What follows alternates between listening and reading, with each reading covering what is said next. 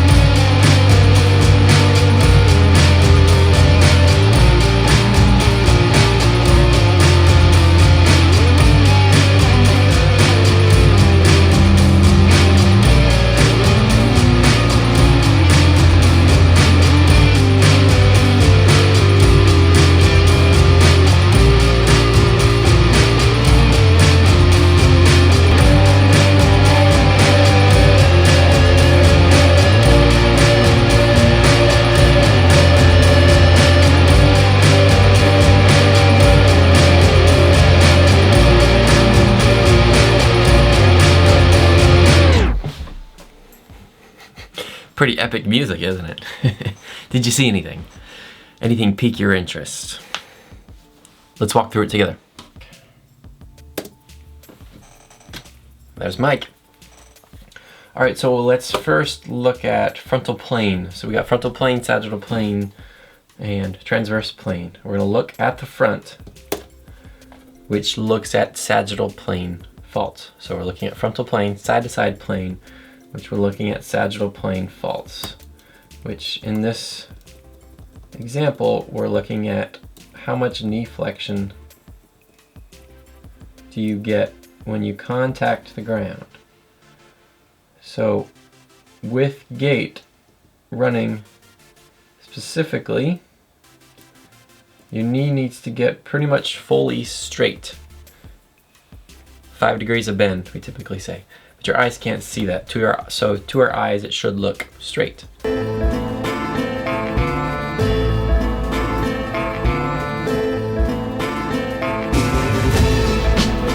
If we see any sort of knee bend or knee flexion, that means that it's too much knee flexion. So here we're freezed? Yeah, frozen.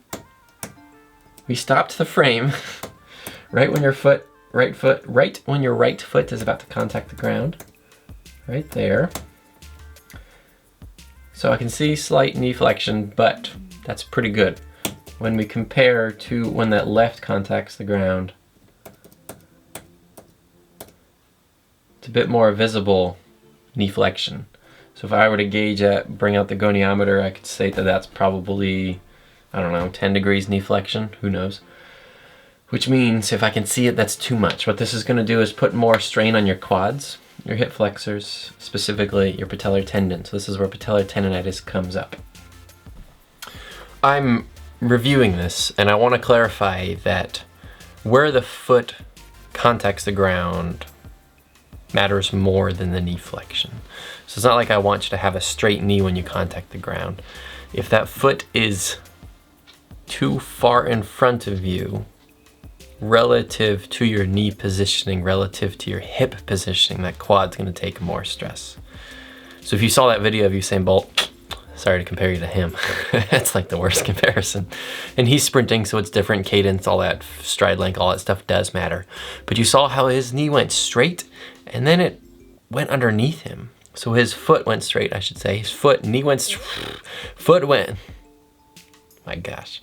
Knee went straight as the shin straightened, as the foot straightened, and then it went underneath him. So before it contacted the ground, his swing came back underneath him. Yes, this is sprinting, so I can't compare it exactly, but it's a really nice example for the fastest person ever to see how he got terminal knee extension, so he finished that swing, but when he contacted the ground again, it's underneath his body. Rewind it if you have to see that again, but I wanted to clarify where that foot places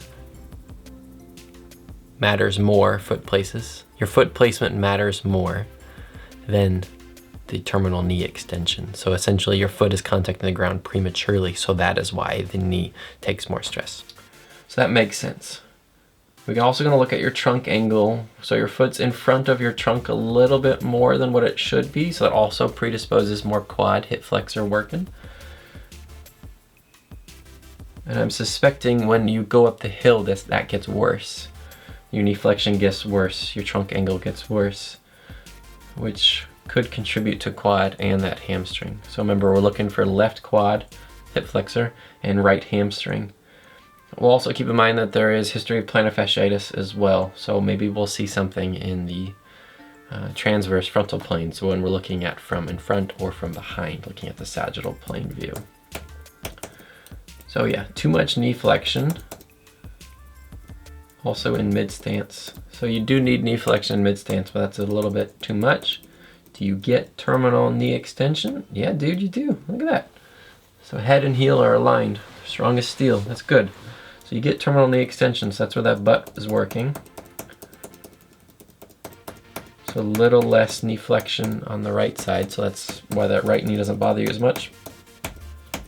Also gets terminal knee extension. Maybe not as good on the right. Negligible though. I don't think that's going to lead to that hamstring pain, but possibly when you pull that foot through the window, that could be that hamstring working more than that right glute max specifically. So I'm suspecting already, based on looking at this, left glute medius and right glute max. Yeah, so still knee flexion as we go through more strides of gait to make sure that it's not just an anomaly that we saw. An anomaly. Good. Straight knee, that's a straighter knee. So right knee looks good in initial contact. Mid stance, that's an appropriate amount of knee flexion.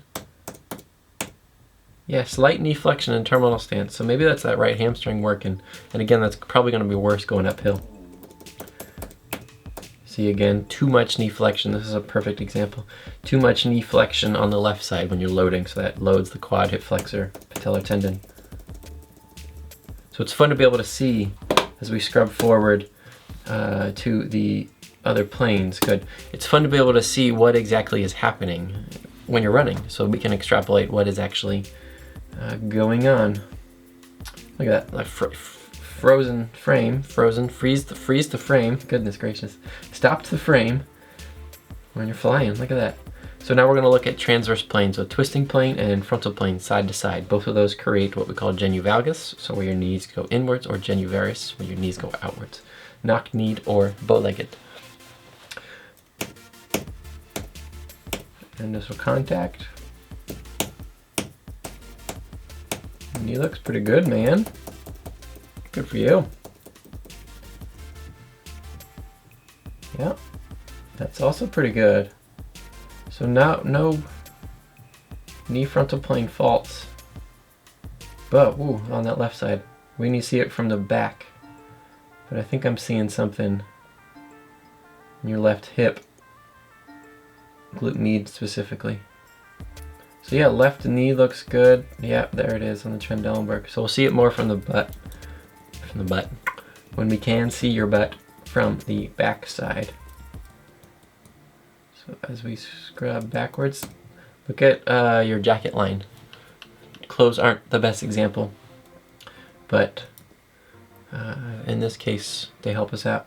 So when you're about to take most of your weight onto your left foot, look at that left hip, specifically your right jacket line.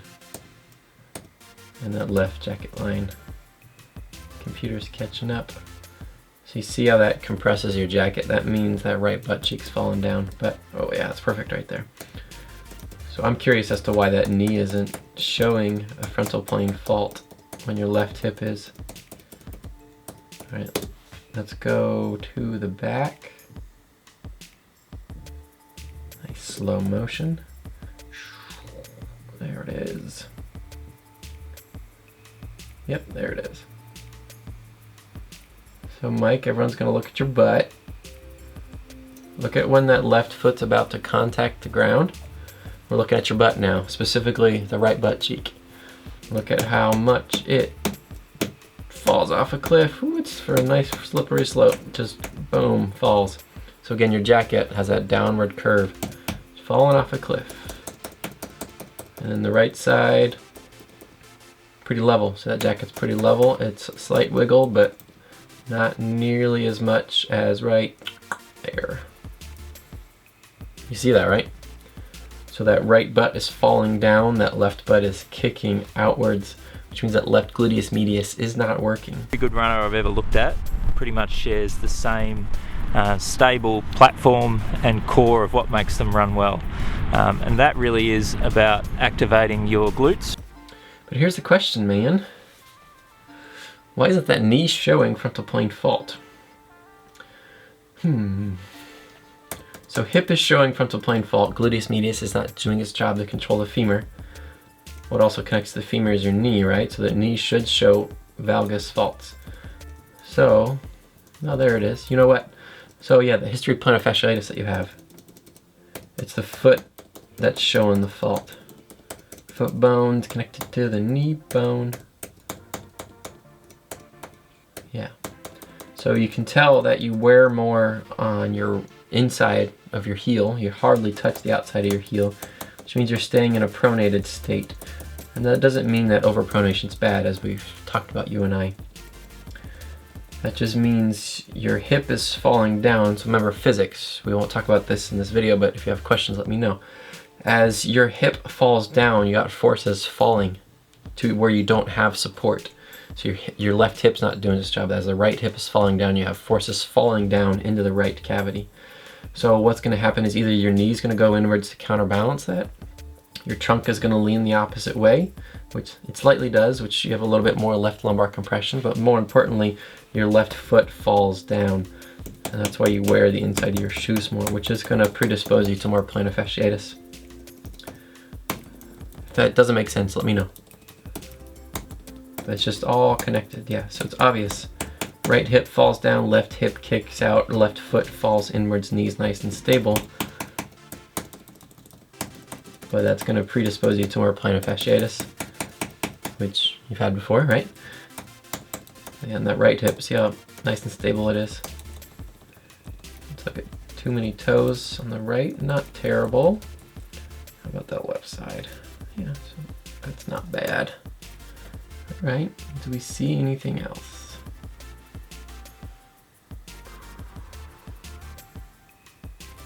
Nope.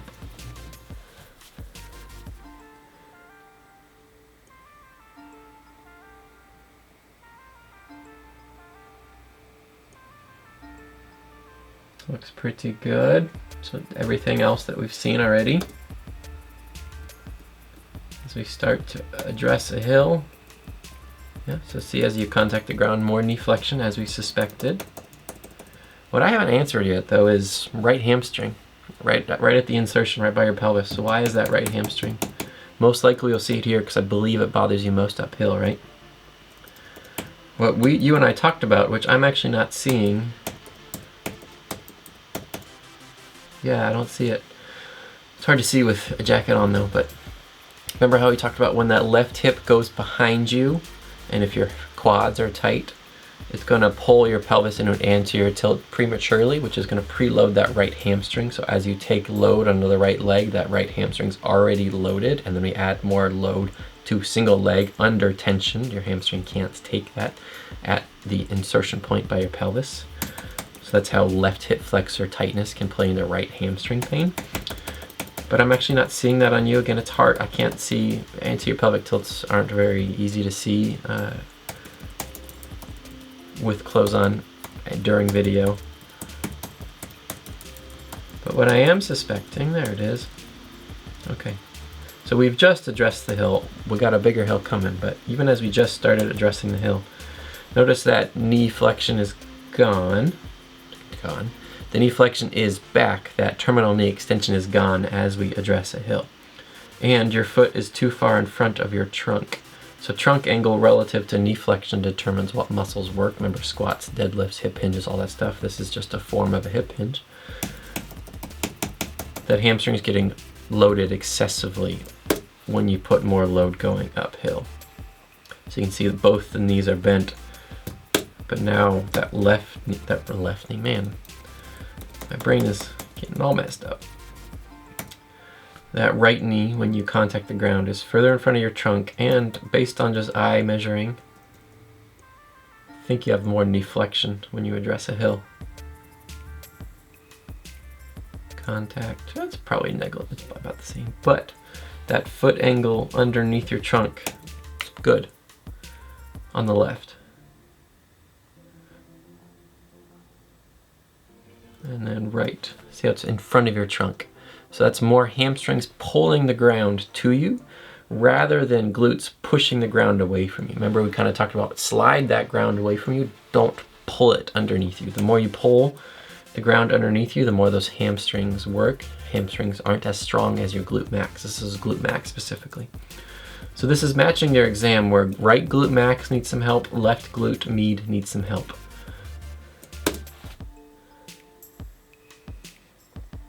Yeah. Hill's getting higher, hill's getting bigger. Yeah. So everything that we saw, there's me again. Everything that we saw makes sense. So what does this mean? It means we need to work on your gluteus medius work on single leg on the left side. So that's as we started to initiate more single leg deadlifts, single leg Bulgarian split squats, just more single leg work, controlling where that pelvis is going. So we need to do less knee work, like knee frontal plane stability, because that's not your issue. More foot control with hip control on single legs. That's what this is telling us to do. We're also going to look at, it's probably more specifically your foot strength. We haven't looked at that yet. And then with that right hamstring, this is what's hard. Your form isn't terrible, but remember when we started to do some hamstring eccentrics on the slide board and how hard it was for you to pull, as my hand covers the frame, sorry, how hard it was for you to pull that foot back underneath you when you were in such a lengthened state. So that's purely just a strength demand. Getting that hamstring to be more resilient to take increased tension with increased load at the same time. I think that will help the running because your foot placement isn't that terrible. You do need to lengthen your stride a little bit more to increase the speed as we're talking about sprinting. So when it comes to running currently for you, think about trunk angle. We talked about maybe shorten the strides a little bit. I don't know if that's the perfect advice yet, but I have a feeling in a month or two when we examine you again, now that spring is here, you can run more, right? But I think when we examine you again, we're gonna see better results and you're gonna feel better.